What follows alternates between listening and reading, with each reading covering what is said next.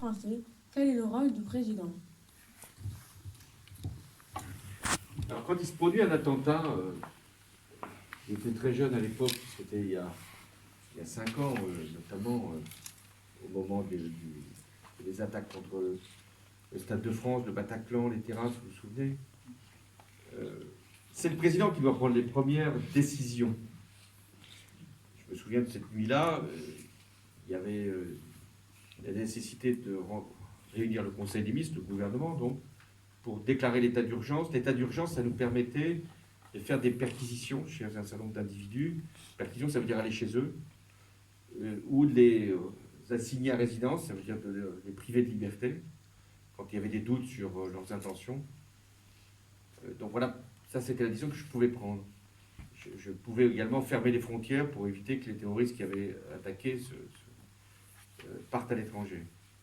Mais le président ne peut agir que dans un temps limité. Après, c'était au Parlement, c'est-à-dire à l'Assemblée nationale, au Sénat, ce qu'on appelle le Parlement, de décider de la prolongation de l'état d'urgence.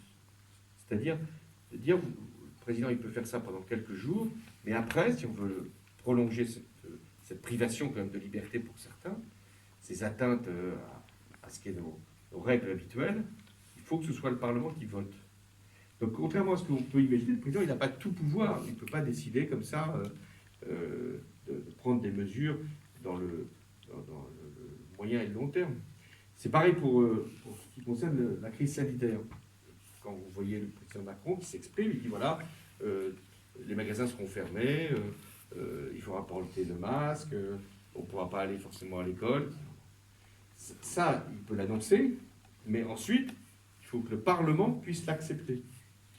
Donc dans une démocratie, ce n'est pas un homme ou une femme seul qui décide, il peut prendre l'initiative, proposer des solutions, et ensuite c'est le Parlement, députés et sénateurs, qui doivent en décider. Il y a des domaines en revanche où le président peut intervenir seul, vraiment seul, même si après il faut aussi qu'il ait l'accord du Parlement, mais il est parfois trop tard. C'est quand il envoie les forces armées à l'extérieur. Moi, dans mon mandat, j'ai été amené à prendre une décision de projeter, c'est-à-dire d'envoyer des soldats au Mali, mais aussi des avions en Syrie et en Irak, des avions militaires, pour lutter contre des terroristes. Et ça, je l'ai fait très rapidement. C'est-à-dire quand le Mali pouvait être envahi par les terroristes, et que le président malien m'avait demandé de le soutenir, il fallait que je puisse décider ça dans les minutes, dans les heures qui allaient suivre. Je ne pouvais pas dire que je vais consulter largement, c'était trop tard. Pour un autre exemple, qui heureusement ne s'est pas appliqué jusqu'à présent. Vous savez que la France a ce qu'on appelle la bombe atomique.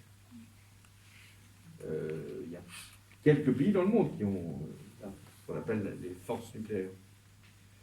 Il y a les États-Unis, la Russie, la Chine, le Royaume-Uni, quelques autres. On ne sait pas vraiment s'ils les ont ou s'ils ne les ont pas, ces armes nucléaires.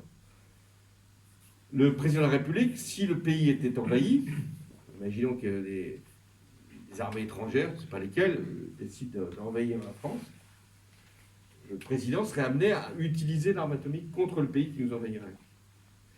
Ou si on nous envoyait une bombe atomique d'un pays, un de ceux qui disposent de l'arme atomique, le président serait amené à répondre par des armes atomiques. Pourquoi ça ne s'est jamais produit? Parce que justement le fait d'avoir des armes de cette ampleur, de cette importance, de cette capacité meurtrière, fait qu'on n'attaque pas la France. C'est ce qu'on appelle la force de dissuasion.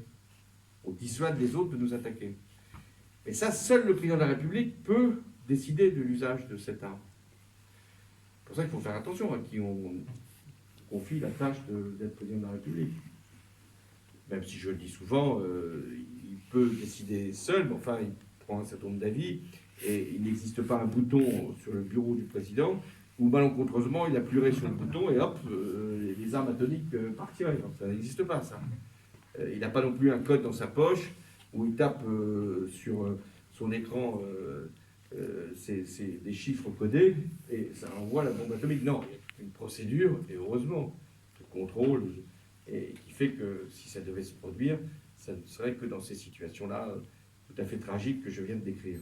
Mais ça, c'est une prérogative du président. C'est lui qui dispose de la force de dissuasion. Et c'est vrai qu'on peut comprendre, si le pays était envahi, le président ne peut pas convoquer le Parlement, de consulter les forces politiques, savoir ce que pense, faire un sondage parmi les Français sur ce qu'il faut faire. Non, il est obligé d'agir tout de suite. Mais ça ne s'est pas produit et j'espère que ça ne se produira jamais.